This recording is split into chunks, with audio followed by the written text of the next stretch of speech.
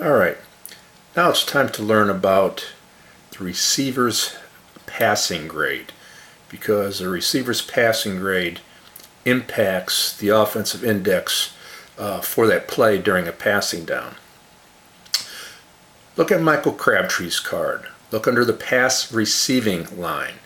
You'll see there it has A-9.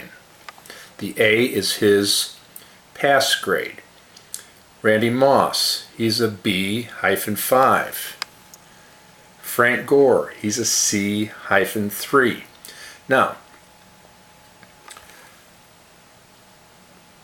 A, B, and C are all based off of the receiver's receptions that they had during that season. Okay, so the 2012 season, Crabtree had enough receptions to register as an A-rated receiver, which is the best you can be.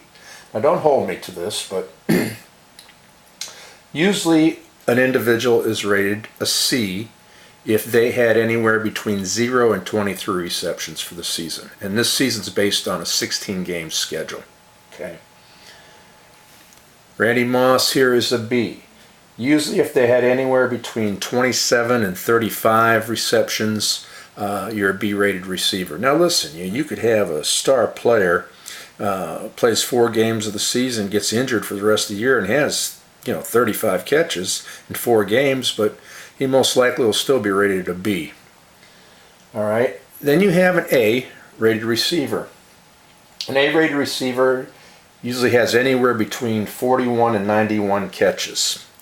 I don't have Crabtree's stats in front of me, but I know if he's an A, he caught more than 41 balls, that's for certain.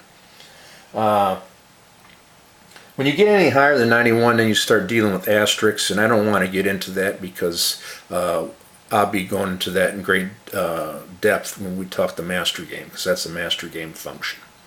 All right, so now you understand the A's, B's, and C's are based off of their receptions for the year. Now, all I want you to pay attention to is the number after. Okay, he's got a 9, he's got a 5, he's got a 3. All that tells you is that this individual has caught a pass. Let's go to Dixon's card. Pass receiving C. He has no number. So that means Dixon did not have a single reception during the 2012 season. So you can't throw the ball to him. You could only throw the ball to a receiver that has a letter and a numeral after it. And when I teach you the master game, I'll teach you the value of these numerals because it has to do with the locator tables. All right. I want to look at Ray Rice's card. See how he's an A/B6? Well, you see the 6, you know he's had a catch. A, you figure, well, he's got to have over 41 catches, right? But then why does he have a B? Because his yards per catch is a running back. I mean, I don't know what it was his actuals were, but it's probably around 7.5, somewhere in that range.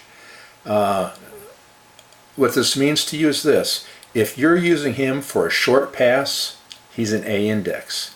If you throw to him in medium, or you throw to him in long, he's in B index. All right? So the A, B's, and C's are based off of the receptions for a season. All right, how does this affect an individual play? I just made up this 3-column thing you have. The far column is the team offensive index. The middle column is the receiver's rating that's on the card.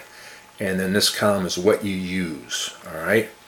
Now, let's pretend that your team is 8 points or more better than the opposing defense. So you're an A. Now, if the team's an A index, and I'm throwing to Michael Crabtree, who's an A receiver, well, guess what? You're going to use A for the play result. If I'm throwing to Randy Moss, a B-rated receiver, but my team is an A, that A is going to raise that B by 1. You could move the needle by only 1. So it increases that B to an A, and you would use A. Now let's say I'm an A and I'm throwing to Frank Gore on a short pass, he's a C, it could only raise the letter grade one grade. So that A is going to raise that C, but it's going to raise it to a B. So Frank Gore is going to be read from the B index. Now, we know that both the 49ers and the Ravens, they're both in B index for the purpose of all our demonstrations. So if you're in B index and you're thrown to Michael Crabtree, who's an A receiver, that A is going to raise that B index by 1, and for that play, you're going to use A. If you're in B and you're thrown to Randy Moss, who's a B-rated receiver, well, you're going to read the play from B. If you're in B index and you're thrown to a Frank Gore, who's a C, that B is going to raise that C by 1, and you're going to read the play result from column B. If your team is 8 points or more less than the opposing defense, you're in C. So if you're in C and you're thrown to an A receiver, that A could raise that C by 1, and it takes it to a B. If I'm in C and I throw to Randy Moss, who's a B, that B's one higher, so it will raise it one grade, so it'll be in B. And then C, and if you're thrown to a C, well, you gotta be in C.